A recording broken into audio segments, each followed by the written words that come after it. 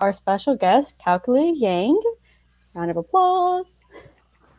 Um, so before Kao Kalia, you kind of give your little introduction, I'm just going to give a little bit of information on who you are and the work that you've done.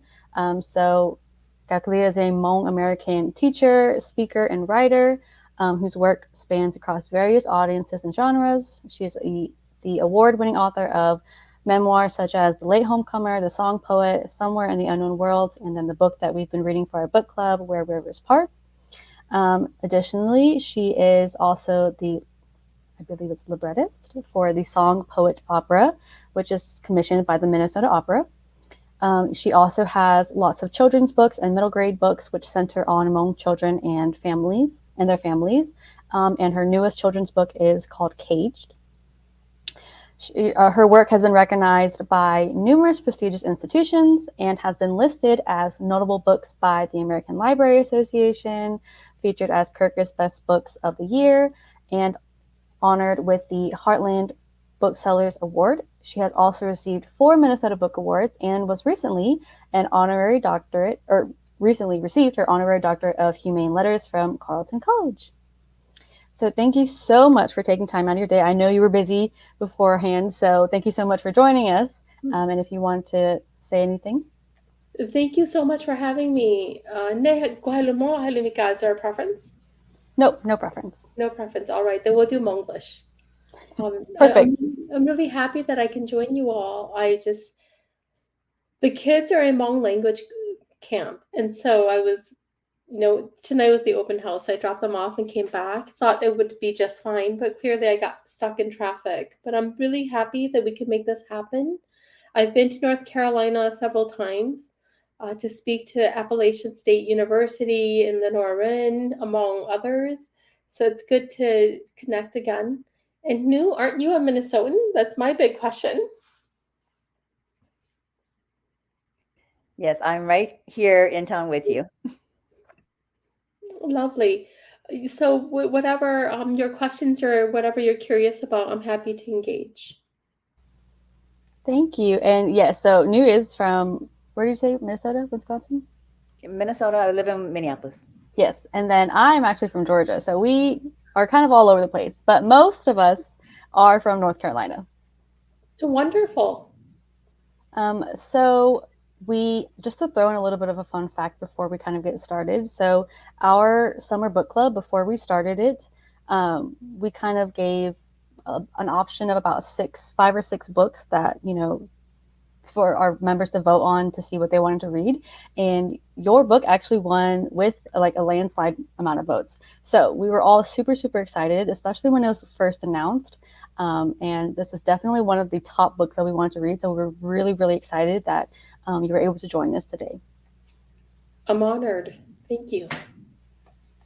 So before we kind of get started into, the deep questions, we are going to do just a little bit of an icebreaker. This is something that we usually do before our book club meetings because the discussions can be a little bit, deep. We can get vulnerable. So this is just kind of make the environment more comfortable and relaxing. And then we're going to get into our discussions and questions, and then we'll open up a little bit of time for everybody else to ask their questions, and then we'll end. So just before we start, some basic housekeeping rules. We just ask that you keep your microphone muted when you are not talking, just to eliminate any of the background noises. Please be respectful and understanding of others' opinions. Feel free to turn off your camera whenever you'd like. And if somebody is speaking and you would like to add anything, please just this says use the raise hand feature, but please just be patient and wait for them to finish speaking before you add anything in. All right, then we did the introduction already. All right, so for our icebreaker, we are going to be doing a guessing game, but the image is going to be extremely, extremely zoomed in, so it might be kind of difficult for you to guess. But these are objects and places that are significant to Where Rivers Part. And so your job is to guess what that object or place is. And we are going to give you about 30-ish seconds for each picture. So take a good look. Think about what you read in the book. I know it's been a long time for some of us for the very beginning of the book, but just type your guesses into the group chat, and we will see if anybody guesses it right. Yeah, so I'm also going to be monitoring the Facebook Live. So for those joining us on live, thank you so much for joining us. Feel free to type in your answers there, and I'll be looking. And then for those who are our book club members who are on StreamYard with us, and also, Kao Kalia, if you want to join in, please do join in. We have a private chat that you can on the side, on the right-hand side, which you can click on and type your answers as well. So we'll go ahead and get started to the first picture.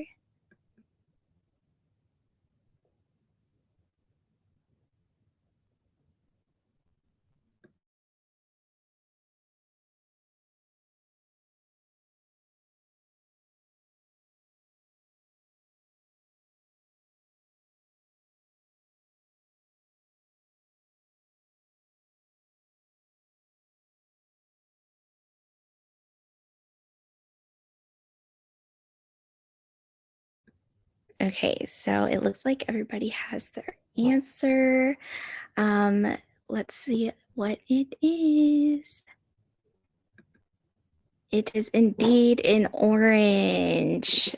Reference chapter 4, and also the citrus fruits were also referenced throughout the book as well.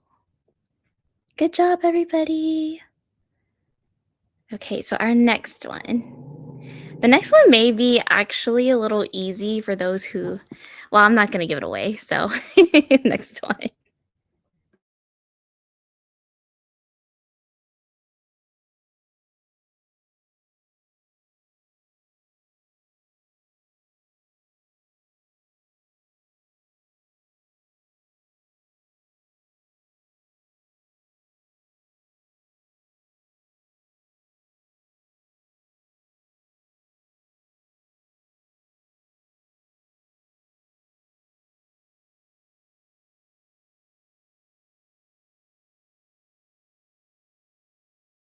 Okay, so I'm seeing school, a house, college.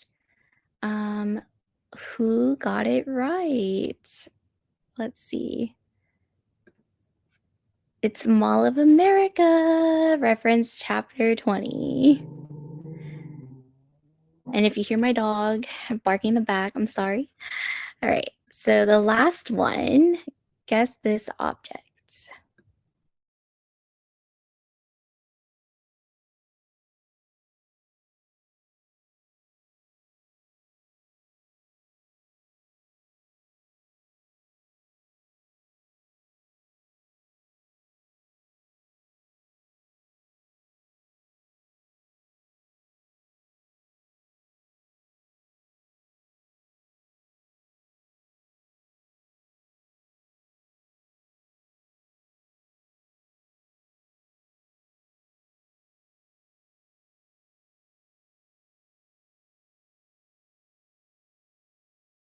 Okay, so I see sugarcane, papaya salad.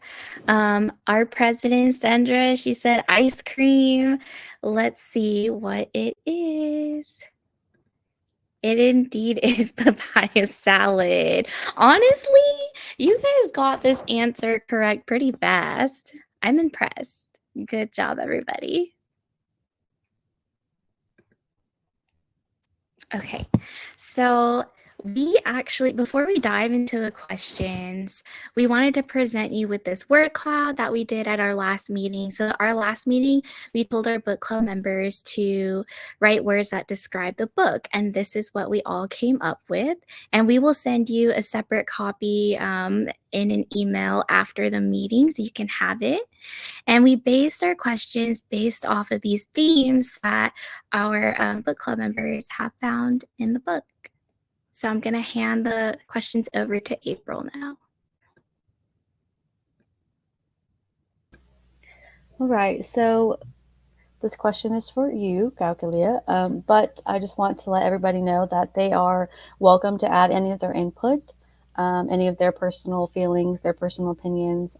So it could be, geared towards anybody. So you discuss a lot of various themes throughout your story, such as motherhood, family, womanhood, survival, and more. And we'd like to know which theme or themes did you feel were the most difficult to portray and why these were. I love this question. For me, before I entered into the book, I knew where I wanted it to end. I wanted to take my mother back to the jungles of Laos, into the arms of her mother. She spent most of her life missing, yearning for a return, and so I wanted to take her there. But I also know what that means as her daughter. Right? When my mother's journey begins, it is a journey away from me in real time. So even in this landscape of on the page, that was something that I feared. It was something that was really hard for me to do. In the same vein, when I was writing about my mother's attempted suicide, it was incredibly brutal. And you can feel that in the writing. You can feel the shift in perspective. Um, some of the cinematic craft things that I started playing with to get through. You know, I have, of all of the relationships in my life, my relationship to my mother is the most important in terms of who I am today as a woman, as a mother myself. But I think when I look into the world and I look for examples of courage, I often go to my mother. And so to, even in the realms of just imagination, worry, to contemplate a life without her is something that I struggle with.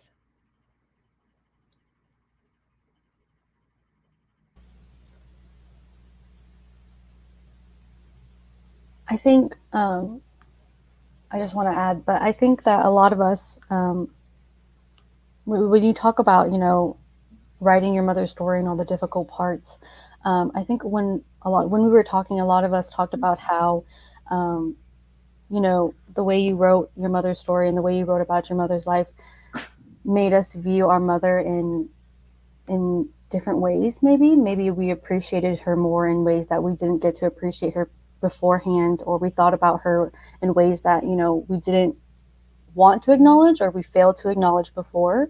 So I think that for a lot of us, that motherhood, womanhood part that you talk about and that you really kind of make that main theme, I think you just did a wonderful job on it, because I know that even for a lot of us, even just in that beginning prologue where you were kind of describing everything with you and how you viewed your mother, um, I know I cried just in the prologue, and I know many of us did, and I think you've really, hit the nail on the head when it comes to those themes, despite the fact that it might have been difficult for her to talk about, especially. Um, so I don't know if it might be a little personal. Tell me if it is. But how did your mother respond to telling these stories to you? You know, April, a lot of the stories in the book are stories that my mother has shared with me all of her life, all of my life with her.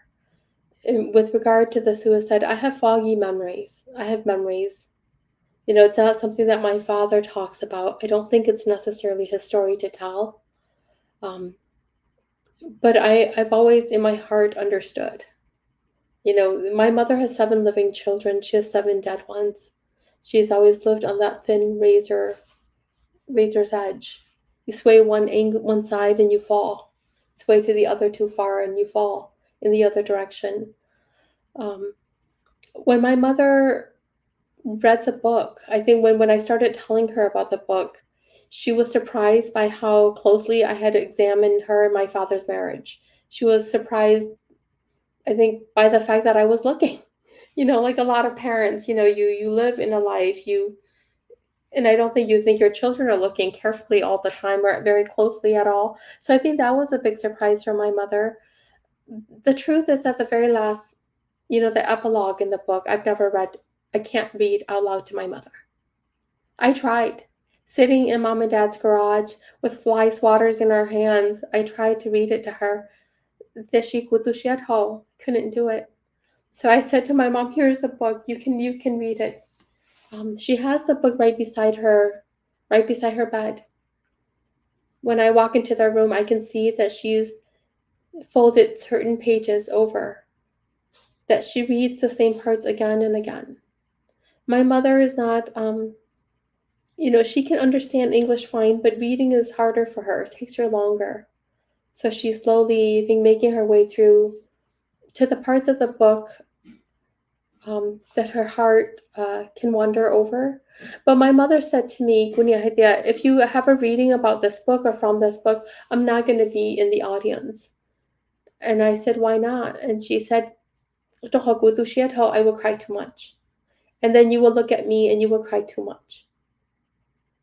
So my mother has not been at a talk or a reading on the book. She's listened to my interviews, for Minnesota Public Radio, for others, but Gunia, she's not been in the room with me when I've read from Where Rivers Part, and I understand. I want to give her space and time and room to do what she needs to do, knowing that this book is in the world. I should say that I wrote it with her permission. I asked my mother. She didn't think anybody would be interested. And then we talked and talked, and she's always talked to me, and then this book is now in the world, and I think it's a little bit surreal for my mother. My dad, who I also wrote a book about, the song poet, when it became an opera last year, all of my students came to see it, and they said to my dad, they said, "How does it feel?" My father said, "I'm going to need a few months to feel my way through it." And then my dad said, "You live your life once, and it is your life. You see it lived before you again, and suddenly it is art." But my dad is a song poet. There's a process of translation that happens in the hand and the heart of an artist. That it is from the wide garden of humanity that we harvest. Um, my mom isn't an artist. She's a Hmong mother living in the American Midwest. When people look at her, they see that she's a refugee, but they don't know the intimacy of this story that has made her possible. And so, yeah, she cries and I cry. We both cry together. Thank you for, being so vulnerable about that. And I mean, I don't know if anybody has said thank you to your mom yet for being so vulnerable and allowing you to write this story. And I think a lot of mothers can relate. They don't think that their story is that important, but it definitely is. And I think we can all say thank you to you for choosing to write this story and for choosing to wait until you felt like you were in the right headspace to write this story for her. Thank you. I will tell her. I will bring your words to her when I see her on Saturday. Thank you. That means a lot. And I know that's from all of us. Um, but I do just want to give a couple minutes or a couple seconds if anybody from our book club wants to throw in a little bit of their own input. I'll just give you a couple seconds. Yeah, I was thinking about something, April. Thank you for the invitation. Gokali, I was thinking about what you had said just a little bit ago about how, it's so hard to think about the time in which we no longer will have our mothers with us. And I felt like your mom's story and her relationship with her mom, your grandma, has so much wisdom. There was so much wisdom again and again. I was so inspired. So many passages, sentences, wisdom. Like the one I'm thinking about right now is I think your mom was talking about when your last parent like leaves us, right? Instead of looking for her in the world of the living, we have to find her in ourselves. And it's helping so many of us. I definitely, it's helping me think a lot about, oh, Lanu, when that time comes, where am I gonna find her? So, anyways, thank you. And And it's thank getting me just like emotional thinking about it, but we're never prepared to lose our mothers. And I just want to say thank you for your mom's words and wisdom and you for writing it because it's gonna help me prepare so much more than I was just afraid before. But I feel like now I'm like, Oh, I have some things to consider when the time comes. Thank you. Hi, April. If it's okay, if I can ask something really quickly. Yep, go for it. Hi, Kao Kalia. I am a big fan. I am a Gamhonya too, so I've always felt like a kindred spirits with you whenever I read your books. And the first book I read was The Late Homecomer. And then I don't know if I should share this with the author, but I haven't read The Song Poet, but I read this one. But just from the first one, I always felt like, and it just what I see on social media, the fact that I can really tell that she's like a daddy's girl.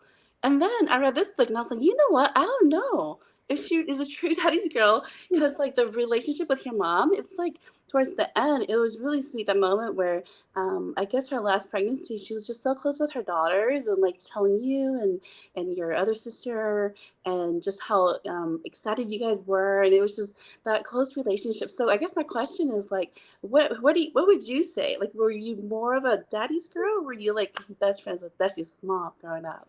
Or even now, I guess. I love this question. I've never gotten this question before. Growing up when I was younger, I was their baby because my mom had so many miscarriages after me. And my dad, he used to, I think because she was going through so much and she was hurting so much, my father, I felt, was always the funner parent. And so he would tell me the stories. He would carry me on his shoulders. I'd hold on to his hair. He had hair then. He doesn't anymore. Um, but but I grew up very close to my dad. The thing about my dad is this: he's never been able to handle our tears. You know, whenever we go shopping, my dad doesn't want to go inside because he doesn't want to see his children yearn for things that he can't afford. You know, even now he hates seeing us want things in the world. And so my mom has always been the braver parent, which means in so many ways she was not the fun parent, right? My mom was the one with the WIC vouchers. My mom was the one who went to the food shelves.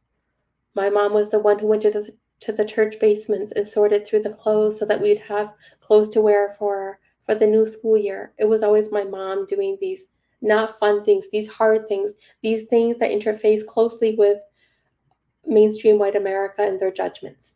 I could see the way other people looked at my mom in the grocery stores with all of those items in that line, the tapping on the floor, the tapping on the counter. I think I've had to grow up to really understand the gift of being my mother's daughter. I'm a writer. I love words. I love language. My father loves language the way I do. And so it was always easier for me to see the ways in which I was like my dad. But now that I'm a mother myself, now that I'm seeing my mother across so many different seasons of her life, I'm seeing not just the way she mothers me, which so many of us when we're young, that's what we see, but the ways in which she mothers all of my siblings, even in some ways the way she mothers herself. She was only 16 when she parted ways with my nitai. And I think my respect for my mother has grown with age and with experience. I think that my understanding of what's happened to her body has shifted when I had my own children and saw the changes in my own system.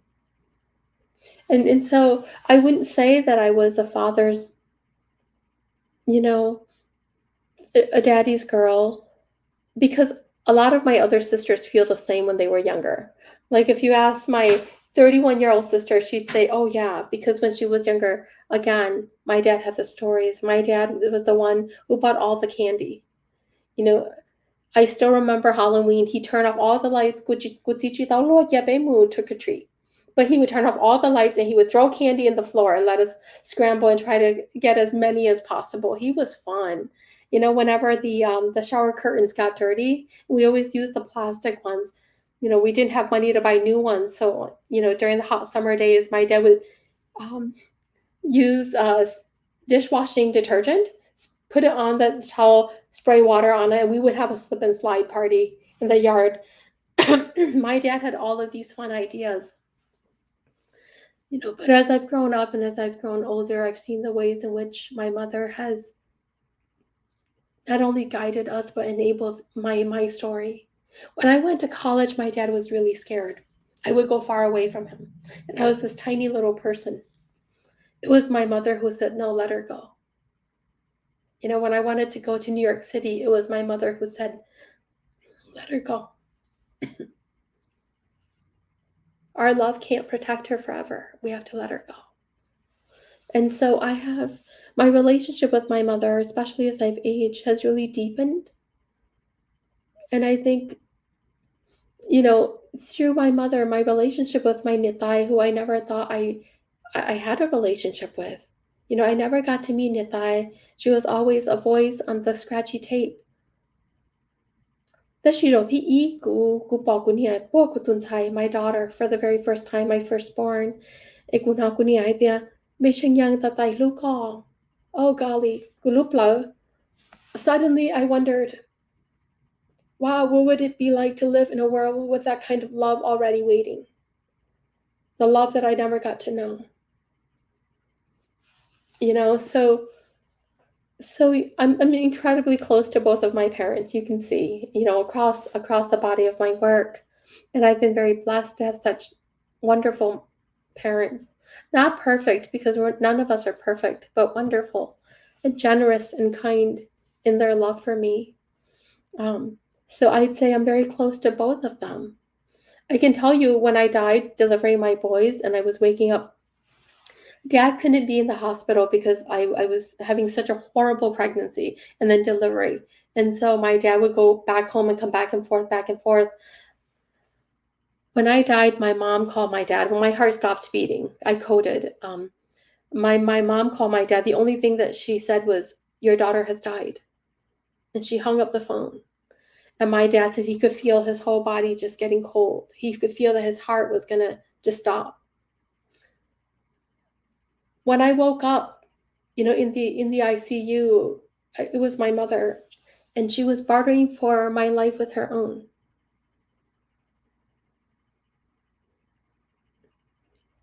How do you do that? But for a love that's bigger than yourself. You know, so I'm so indebted to my mom and my dad. I have so much because I have them.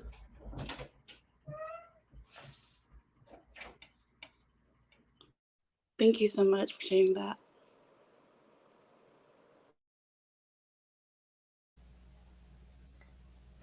So, thank you for sharing that. I think a lot of us can relate to the sentiment of feeling close to both at different parts of our lives as we grow up. So, thank you so much for bringing that perspective out. So, our second question. Your mother talked about her experience going to the Mall of America for the very first time. So we'd kind of like to know your perspective on your first visit. So do you remember your first visit, and can you tell us about that experience from your point of view? Oh, so I'm both of their kids, right? My mom and my dad, which meant that I was incredibly nervous the first time we went to the Mall of America. I was uber aware of all of like these mostly white kids around me, you know, having a great time, yelling and screaming. I was like so many of us first gen kids, I was so aware of trying to protect my mom and dad. Like, didn't want them to go in the wrong direction, didn't want them to get lost. And so they were trying to take care of me. I was trying to take care of them. But I also remember, and the feeling has stayed with me. Whenever I'm in a mall and there's a lot of things happening around me, loud music, bright lights, I get a little bit dizzy. You know, the way you do on a ride, a little bit discombobulated, uncertain. It's just who I am. I tend to gravitate toward nature, toward gardening, toward flowers, toward quieter spaces. So like commercial spaces make me a little bit nervous. But the thing about me is this, I've never been intimidated by money. I don't know why. I've never been intimidated by rich people. And I've seen how other people sometimes can be. And that part of me is so much my mom. When I see a price tag on something, I'm like, oh, I can't afford it, but I'm not intimidated because it's $20,000 or $30,000. You know, money in that way has never had a pull over my like my heart, my courage, my fortitude. I don't know. So when we went to the Mall of America, I remember being confused, but I also remember thinking, I have to remember this. I have to remember this. This is the first time, and there will never be another first time. And I think even then I knew that the mall was going to be here for longer than like my mom and dad or me even. I remember thinking, wow, what if one day I can take my kids here? What if they can go on the rides? What if they're not intimidated by all of these other people around them? This idea of safety. Because your parents don't speak English very well, because everything is in English, you know. But I also remember the magic. You know, as an older sibling with a lot of younger siblings, oh, I remember the looks on their faces. How round Shilu's eyes were, how Tzu wanted to run in one direction and then the other. There were so many things pulling at his heart. And that was so beautiful to see. You know, we live in this tiny house in this side of town that was not safe. And everywhere we went, there was always kind of danger around the door. But in that big, shiny place full of noise and fun, the little ones, they were free in their yearning, and they were free in their joy and their amazement and their wonder. And that was so beautiful to see. You know, and this is so much like the first Christmas that Doa and I tried to give the little kids, where we rewrapped all of our toys so that they could unwrap something, you know, because it was Christmas Day. It recalls how we, you know, memories, both of us pulling the windows open. We couldn't afford a Christmas tree, but every year the neighbors would put up their tree and their lights. And so we'd open our windows, and as they're decorating, we'd say, our tree is going up. As an older sibling, even though I was quite young, I wanted to give my siblings American magic. You know, so I was caught between all of these forces. And I think that is why I am the kind of writer I am today. That's why I'm the kind of person I am today. Caught in so many places, each pulling at something valuable.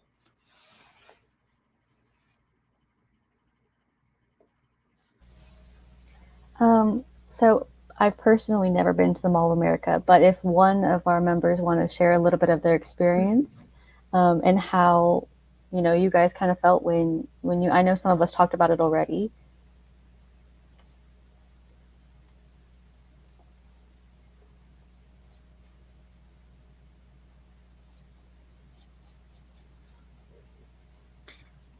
So I can go first. First of all, thank you so much for sharing that experience. I loved hearing it from your point of view. I have only been to the Mall of America once when I was a kid, and I do remember like that magic. And it's like a huge mall, you know, with the rides, and everything is just so exciting. So I definitely can relate to that. To how your younger siblings have also reacted to going to the Mall of America is definitely fun. All right, so sorry, I heard a breath. Did I interrupt somebody? No? Okay. So question number 3, in certain chapters, we noticed that the narrative is written as an open letter to one of her children. So what inspired this unique approach? I wanted to give my mother a chance. I wanted to give my mother a chance to talk to each of her children. So I asked her, what do you want to say to each? Because I understand the lifespan of books. And I understand that sometimes the things that our mothers have to say to us, we're not ready to hear yet. And I wanted to embed in Word Reverse Part something really intimate and personal from my mother directly to each of my siblings. You know, and so I asked her, I said, Mom, what do you want to say to this one or that one or the other one? And so that was a big motivation. But from a craft perspective, now from a writerly perspective, I understand how mothering works. I understand how these years in her life were caught up in children, and yet they had to progress her own narrative, her own growth, her own development through time. And so I was tasked with making you feel how long these chapters were. So I wanted the book to embody that feeling of motherhood, but I also wanted to take you through and see what the world is doing to this woman. And so it was a complicated, like that part of the book was, in terms of craft, it's the most intricate of the book. It was the hardest part of the book. And I think it demands more from my readers than any other part of the book. You know, I was conscious as I was writing that I wanted to make this thing cinematic, that it would be easy for a filmmaker to read this and say, maybe this would look really good on a big screen, right? Um, but from a craft perspective, this one was tricky. This part was tricky. And I've read reviews, and some people are frustrated by this part of the book. They're frustrated by what they're reading is perhaps not quite feminist undertaking to live in a woman's body, to live in a body as she's mothering, to live in her heart as she's going through all of these things in the span of like 10 years, right? And then for you to enter into this really intimate conversation, this discourse, where a mother gets to say to her children, all of these things that you've taught me, all of these things that I've not yet learned. My mother said something to me, April, and I think this really opened up my, in terms of the ceiling of my thoughts and my ideas. My mother said that I've had to become a different mother for each of you. I've had to become a different mother for each of you. My mother said, in order to live with you, parts of me had to die in the process. And that's the thing that, as somebody's child, knew, and I, knew talked about it too, that's the thing you never want to think about. You think about the final death, but all of us, when we look closely at the people we love through time, how many times have we seen variations, versions, pieces of them die so that they could continue living with us? And that's really what I tangled with in these chapters. In Hmong, we say, when you welcome a child, you walk to the gate of death. And so I wanted to talk about mortality. I wanted to talk about the labor of mothering. I wanted to talk about like the things that our bodies carry. And I also wanted to be of service to my mother, to use these chapters for her, to give her an opportunity to talk to each of my siblings. I know we talked a little bit about this, well, before you came on to the Zoom, and we were curious, which you kind of already answered a little bit, but Tia brought this up actually. Usually, she kind of gauged time based on when a child was born, and then the next child was born, and then we were curious to know if this is kind of how your mother told the story, or if it was just a creative take on your end. And I know you said it was a difficult part and it was a bit of a creative undertaking, but we were just curious to know if your mother kind of viewed it the same. My mother, and I would say many, many Hmong mothers, if you talk to any Hmong, our elders, all these mothers and grandmothers, they'll say this happened when this child was born. This happened in the season when this one came along. It is a marker of time. So beyond just my mother or me, I think it's really an homage to the women around me, Hmong women. So much of their lives, so much of like their best years, right? And so much of their love, they give away in a jumble of years. One of the things that I think a lot of non-Hmong people have had to reckon with, and here I'm talking about mainstream American, is how do you, it's never a one-to-one ratio, right? It's not like you have many kids, so they're less important. That's not how it works. Every kid takes up their own space. Everybody takes up its own place in the world, and it's never interchangeable. And yet, it is true. Having children, it can be consuming. And so when I talk to my mother, that's how she marked time. But when I talk to all of these other mothers, that's how my aunts, my grandmas, that's how they all mark the passage of time. And I wanted to preserve that truth about who we are and how we talk about time and we talk about the experiences of a life. I just want to highlight New's comment here. She said, "I really love the letter to each of her children. It was really truly a gift." Kao Kalia, if I may ask you, what are your siblings' response to these love letters from your mom to them? Are they like, I mean, I'm sure they're treasuring it, but like, were they aware of it beforehand? And if not, were they like, like, what were their thoughts? Tia, I think it's scary for them to read. Yeah. I gave, galleys of the book. So before a book is a book, it lives as a bound galley. I gave them galleys. It's all over the house. But they all say to me, all my sisters, they all say, we're a little bit afraid of the book, afraid of how much we would cry. So I've not put any of them on the spot. I don't think my brothers have read it either. But they all have copies. And that's the thing about art. It doesn't speak to us until we need to hear it. And so my mom knows that the book is here, that these letters are embedded in this book, and she knows that they all have access to it.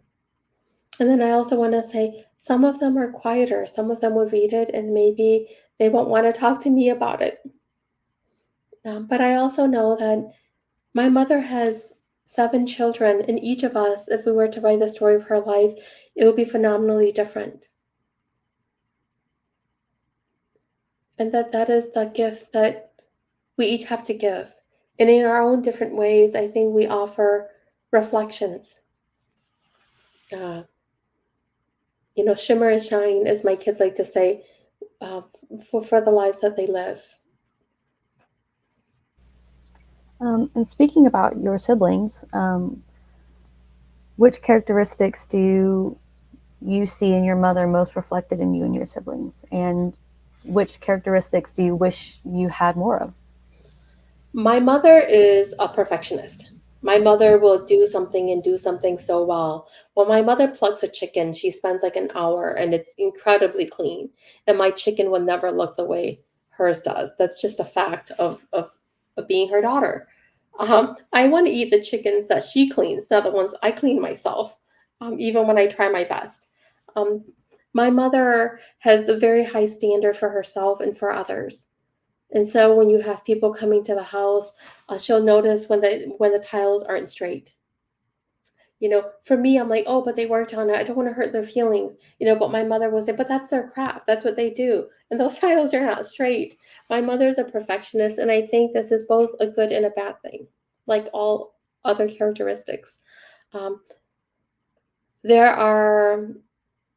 think I'm not a perfectionist, otherwise I would never publish. I want to say that right here, right now. If I were looking for a perfect way to tell a story, a perfect telling of a story, it would take me way too long. And I'm too aware that I'm already 43. I'm aware that my people have been waiting for a long time to see our stories represented. And I'm aware that there's a great multitude of stories that need to be told from many different angles. But my heart is a fast place. My feet are not fast, so my heart is fast. My fingers are fast. And so in that way, I'm not like my mother at all. Where I think I am like her is my fearlessness. Gunia chinchai neng, gunia chinchai. My dad used to say that when the bombs would fall, my mother would walk. Everybody else is running and scrambling. My mother would walk. Oh, that is so much like me. I wouldn't be able to survive as a writer in the literary landscape as a Hmong American. It's a very lonely place to be. if I weren't like my mother. All of the stages that I stand on, all of the places that I go where there are no Hmong people. My dad would be too lonely. My dad would be too lonely, and his heart would swing back toward the warmer winds that he's familiar with. But I'm like my mom. I walk in there. I sit up there, and I know all the seats aren't made for me because they're too tall. Everybody else can sit comfortably all the way back with their feet on the floor. I can't do that on a stage. There are some podiums that are way too high for me, people, and I know that only my eyes are clearing it. But I persist, and that persistence is very much my mother. Very much Jumo. Jumo, who used to push these carts like bookshelves, and she wouldn't be able to look left or right because if she did, she might laugh, and then the books would fall on her because it's too heavy for her, right? And she can see that there are other people who are much stronger, and they're pushing it easily. Jumo, who has her head against that shelf, shoving it up and down those aisles. That's why I'm a writer today.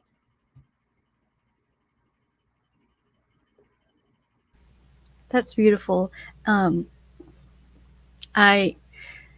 mean, I'm curious to know if you've told your mom, these qualities that she's had that you also think you have, and so if you've told her about it. Oh, my mom knows very well. Nothing is good enough, We don't need to tell her this. She tells us regularly. Especially, I think, in terms of her daughters, where we've chosen to go with our lives and our work, she sees exactly where she planted the seed long ago and where she kept on watering and tending that seed. We're also different. We're so different from each other, but we're also incredibly brave in different ways. And my mom sees this and she recognizes it. And it's such a beautiful thing to be seen and to be loved. Mika, people always want to know if I'm proud of you because you wrote a book about me. I'm not. Don't be confused. I'm not proud of you because you wrote a book about me. I'm proud of you because you are you. But as a writer, it was really important for me to say to my mom that the reception of this book is not a reflection of the worth of her life or how much it means. That if people don't like it, then it is more a reflection of my ability to write or lack thereof. Like, that was really important for me to communicate to my mother.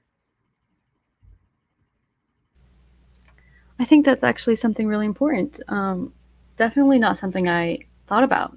The what others might have said about how she lived her life or how her life ended up going. I definitely think, wow, that was actually kind of a little bit mind opening for me right there.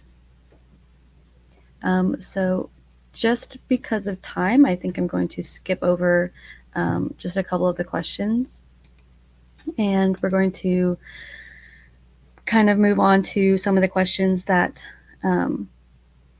our book club members asked. So this one was from Ashley, and I know you kind of briefly shared a little bit about how your mom responded to your success, but we were just kind of curious to know how your parents responded to the success of the stories that you wrote about them.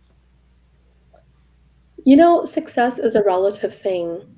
I think they see it when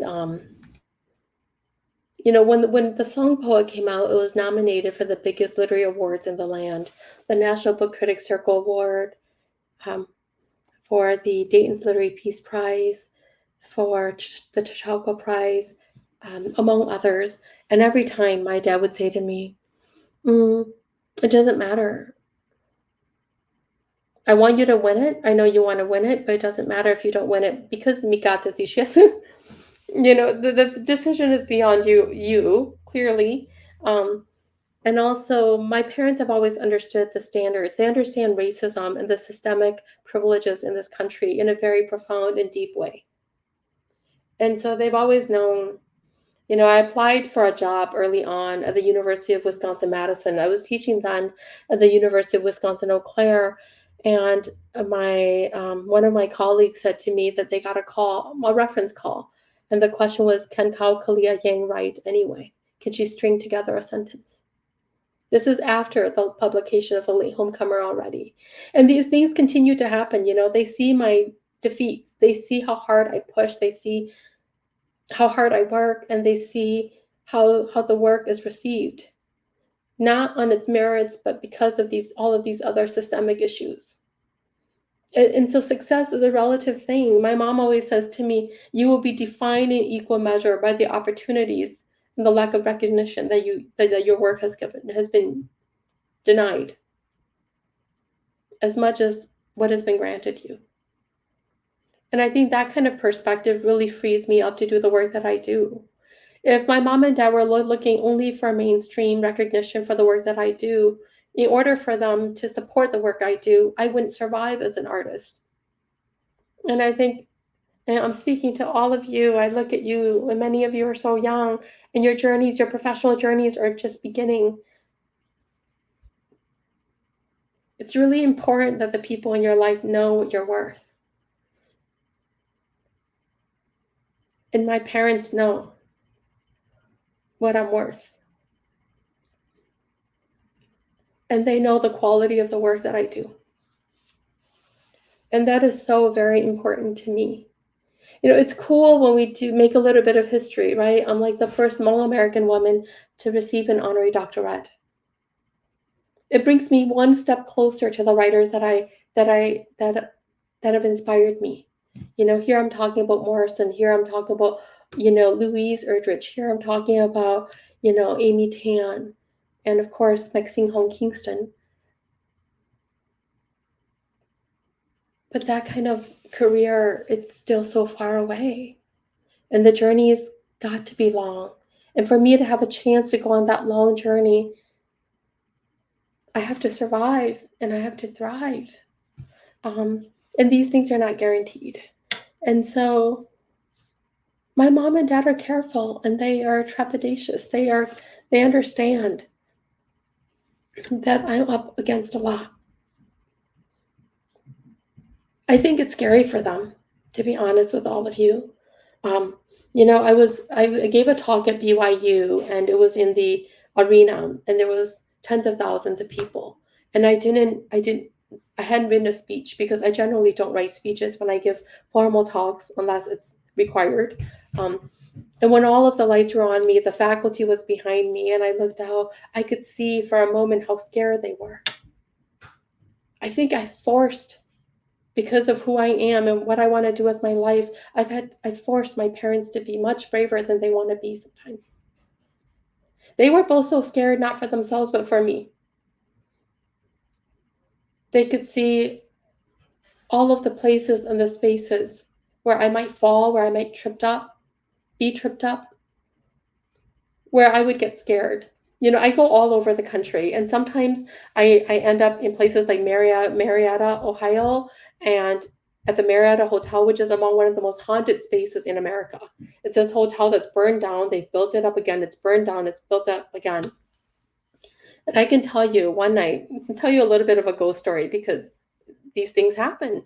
One night I'm there, and I see a sign that says ghost tour stop here, but I'm trying not to look. It is the only hotel in the city. Otherwise, they'll have to drive me out further.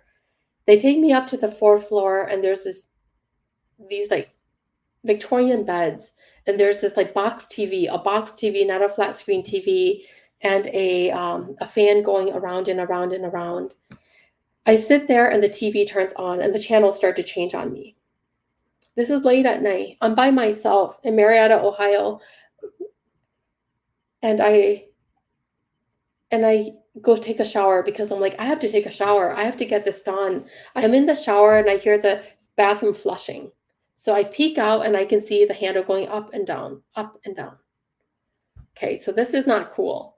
I shower as quickly as I can. I come out, and I call back, and my daughter, we're FaceTiming, and she sees me, and she says, "Mommy, you're in a scary place." And I'm like, "No, I'm not in a scary place." And she goes, "Mommy, you're in a scary place." So I'm like, "Okay, I'm going to hang up on you." So I hang up on her. I set my phone down, and something slams my phone off the bed and it breaks, right? And I'm there shaking and I'm like, oh my God, what am I going to do? Do I call this professor to pick me up in the middle of the night? What do I do? And I think if I call my parents right now, they're going to be really, really scared for me. They're going to be really, really scared for me. And so I wait out the night. I hear groups of people come to my door and I hear children screaming and crying, and I open the door and there's nobody there, but I wait out the night. It's how much I want this.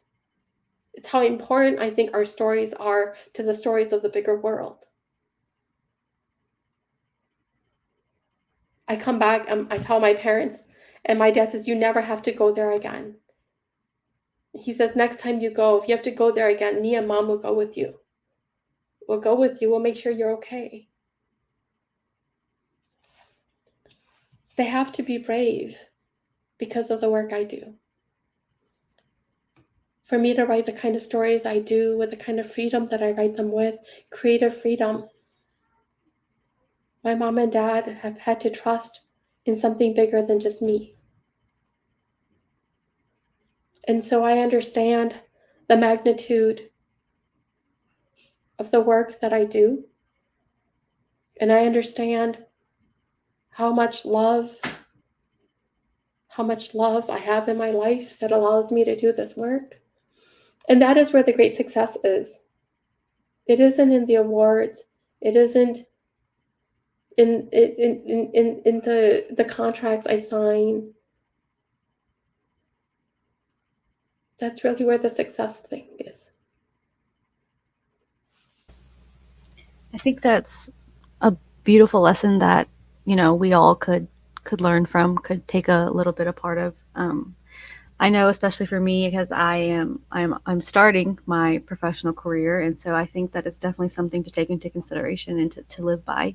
You know, deeming what success means to me, and how others interpret that as well. We are at about 57 minutes, so I'm just going to ask if anybody has any questions that they'd like to ask, to put it in the group chat, and then we will read those out loud. And while we, wait for the questions to come in, Kao Kalia, we were actually talking a little bit about some of these scarier parts in your story. I know some of us were reading it in broad daylight and we're still scared. So I'd like to know, how you reacted to those stories when your mom told them, and how you ended up, how you felt when you wrote them, and your parents' opinions on those stories. The scary stories. So I love to read scary books. I love to watch scary movies too. It's my way of preparing my heart for the world, for all the scary things that might happen in the world. Like the movies and the books give me a preview of what's possible. Um, so that's very much a part of my training, if you will. In terms of the scary stories, when I write scary things, I can't sleep. But when I really write, I can't sleep anyway because my brain is too alive. Even when I like try to meditate and all of these tricks, it doesn't work. When I'm really writing, the brain works too far and runs too fast, and you just can't sleep. But I will tell you that there is no way to scare your readers without scaring yourself. We are our first readers as writers, as artists. We are our first test audience. And so all of those scary things, best believe I scared myself, I scared myself.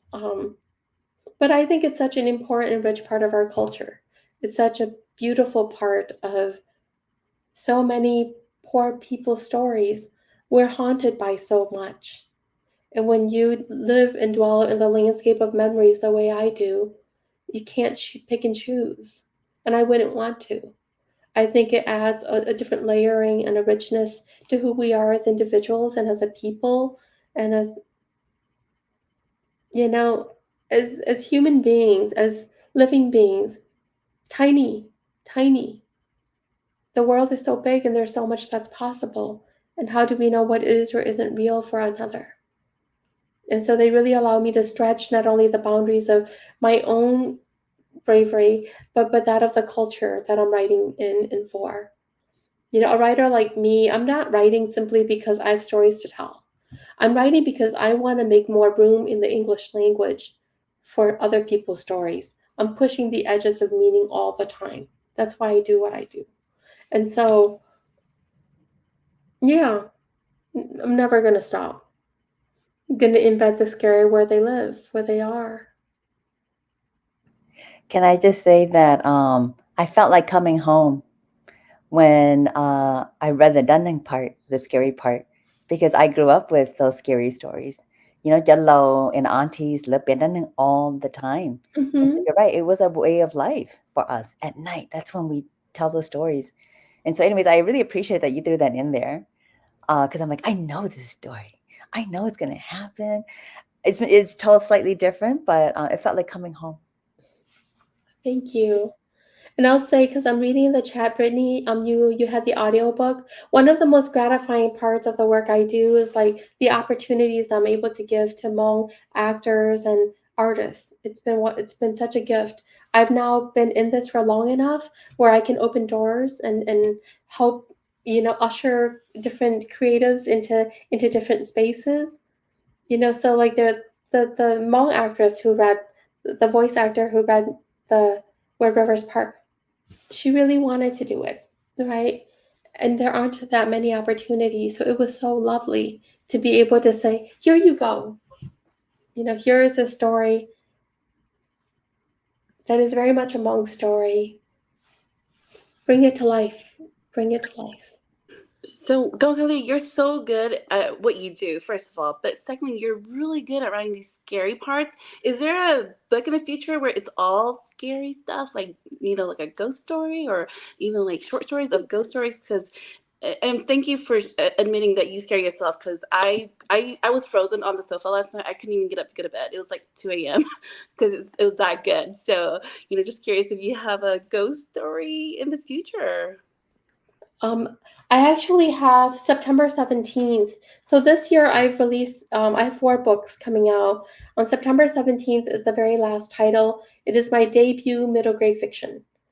And it is scary. It's about this kid, this boy. It's a middle grade, and they have asked me, can you make it scary? So it is scary. There's this kid, there's a cancer wall in his house. So many of our houses have cancer walls. His parents say don't go near it. But death is all around him already. So he goes, and one night he puts his hand up, and he's surprised that the wall feels soft. He pushes in, and he's surprised that there's give. And then he hears a beating heart. And then something emerges, and it follows him up into his room, and it will lead him into worlds beyond ours. So that one's pretty scary. It's called The Diamond Explorer. It's out on September 17th. I'm working on a different book, and this one is for adults. It's called When We Are Ghosts, and it takes place at a Hmong funeral home. So there's a Hmong funeral home. There's this young college graduate who's come back for this funeral. The auntie says that the uncle in the casket keeps moving, right? Um, but lots of other things happen. So yeah, scary is coming up. Scary is going to be fun, particularly in the realms of fiction. Okay, I didn't know that. That's amazing. But I know, April, I'm sorry, just one more thing I wanted to say. Thank you so much for writing for all the ages. I have all your children's book, and I'm so excited to share it with Guillermo. I have a 2, 5, and 8, and I'm always so proud to say this is from a Hmong author, a Hmong women author. So thank you so much for, really targeting all the audience, all the ages. Thank you. Thank you. I don't know if you have The Rock in My Throat, but if you do, you should read it with the soundtrack playing. If you Google The Rock in My Throat soundtrack, the composer Jocelyn Hagen created a soundtrack to go with the book. So you should like have that music playing and then read it. It's a really cool experience. Thank you. I will do that. Yeah. And then Cage has a soundtrack that's coming too. It should be here by the beginning of next month. Awesome. All right, we have one question from our Facebook Live. So, do you have any plans for any of the books that you've written to be translated into Hmong? All of my children's books from Learner have been translated to Hmong, Chinese, Spanish, French, because we recognize that all of these languages live here. America is a country where there is no official language. Over 350 languages are spoken across this country. And so part of making my work accessible is to translate it, which is why audiobooks are so important. When people can't see, can't read, they can hear. I'm always thinking about how to make my books accessible. In terms of the adult works, I would love to get it translated. I know a really good translator. I want to pay this translator what they're worth. And no publisher right now, no American publisher would translate it because there's not a big enough audience.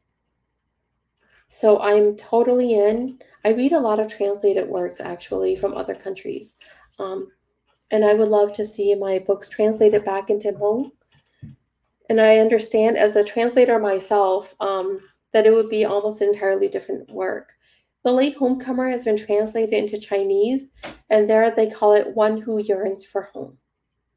Instead of Late Homecomer, it's now very Chinese, and that's beautiful. It's such a fun thing to see. But I would love totally to have all of my titles translated into Hmong, not just the children's books.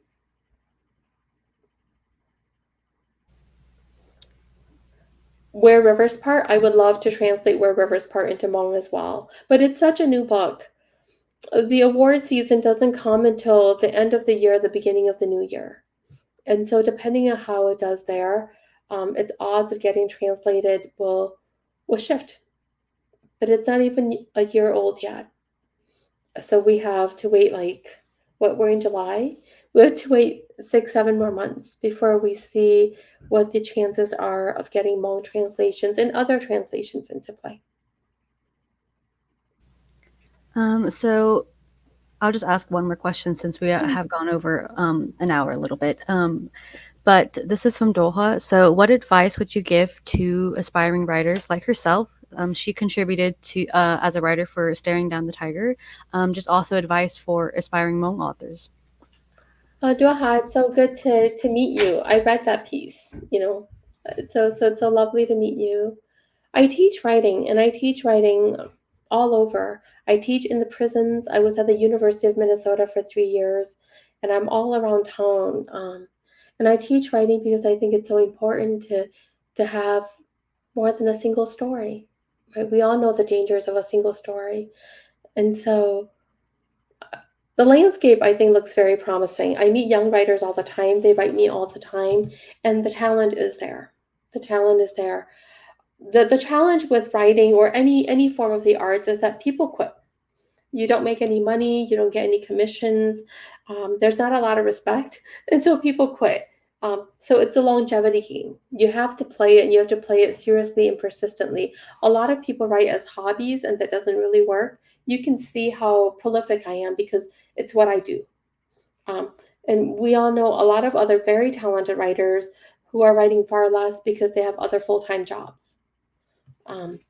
And so it's a longevity game. I want to say that you have to make it easy for yourself to get on the page, because if you make it hard, the harder you make it for yourself, the harder it is to get on the page. And a book isn't from a single session, right? The more material you have, the more you can build something with it.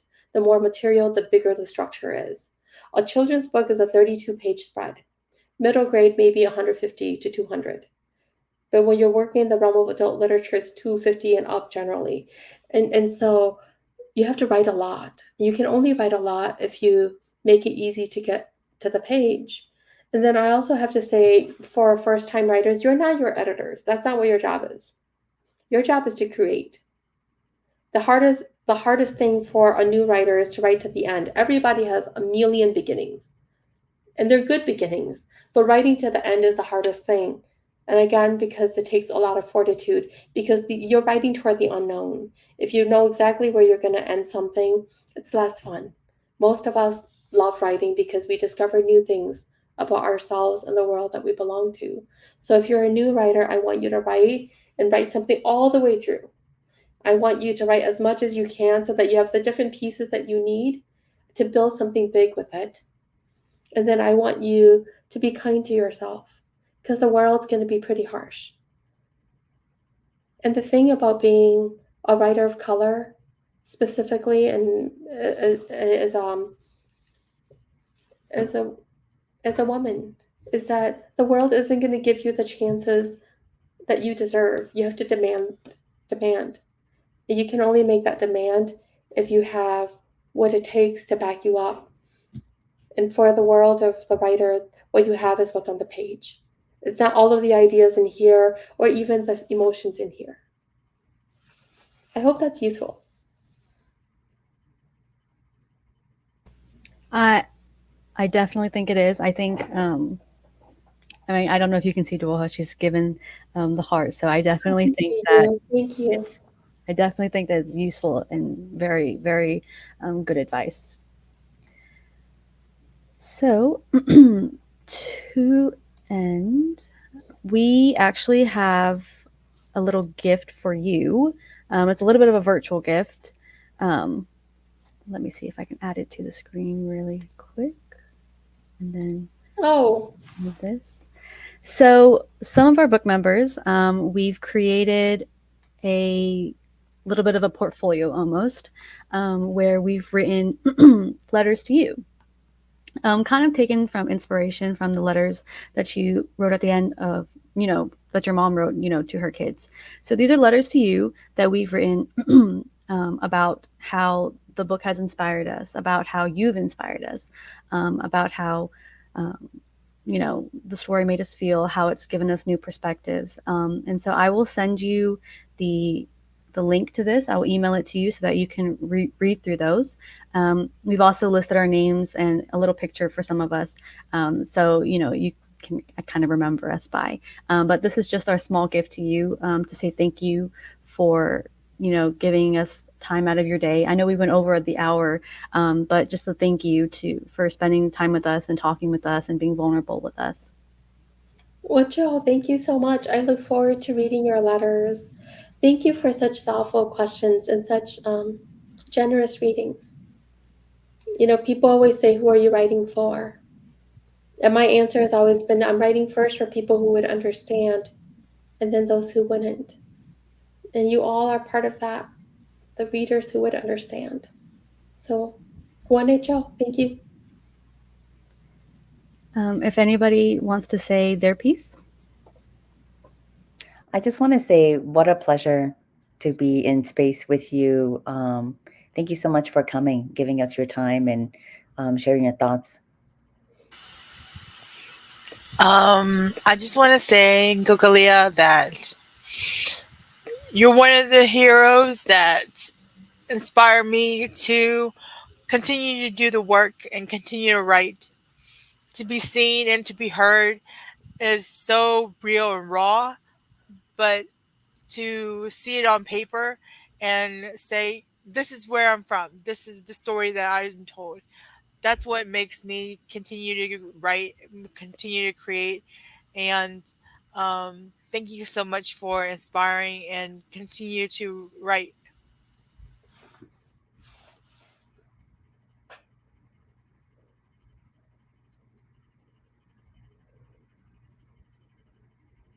I just want to say thank you so much. I feel like your story it was of course so unique, and at the same time, yeah, like you wrote it for me because a lot of the elements in there, I was like, I've heard this before, right? This is my parents' story, but this is kind of silly too. I've never really asked them about their story, and yet just hearing enough about it and then reading your story, I was like piecing it together. So one day when I'm brave enough, I want to ask my parents their story. But thank you for kind of like guiding the way to for us to know how to have that conversation. Just like New said, we can start to open that part of our heart to being open to those conversations that are hard. And so just thank you so much for the story and many more stories to come. I'm so excited to know you. I don't know you, but I feel like I do just through your stories, and I think that's the beauty of art too. Like you just feel that closeness, just because of that the shared experiences. Even though you think those shared experiences are just feel so real. So just thank you for that.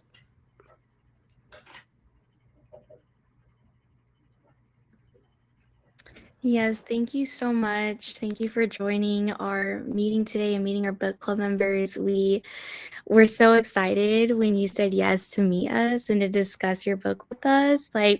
We cried together as a book club. We we're scared together during those scary stories.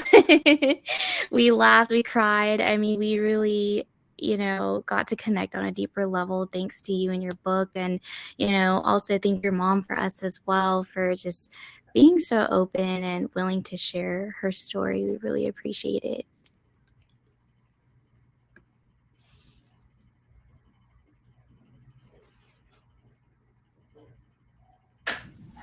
Right. Well,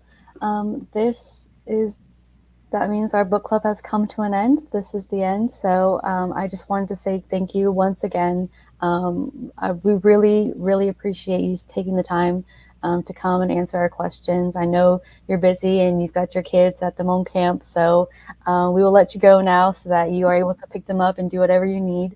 But thank you once again for coming. We really appreciate you. Thank you. Your words are going to live with me for a long time. So, Guanishirojo, I'm so happy we could make this happen. Thank you. I'll see you. I knew I'll see you around town. Bye. Yes. Have a good night. Good night. You too.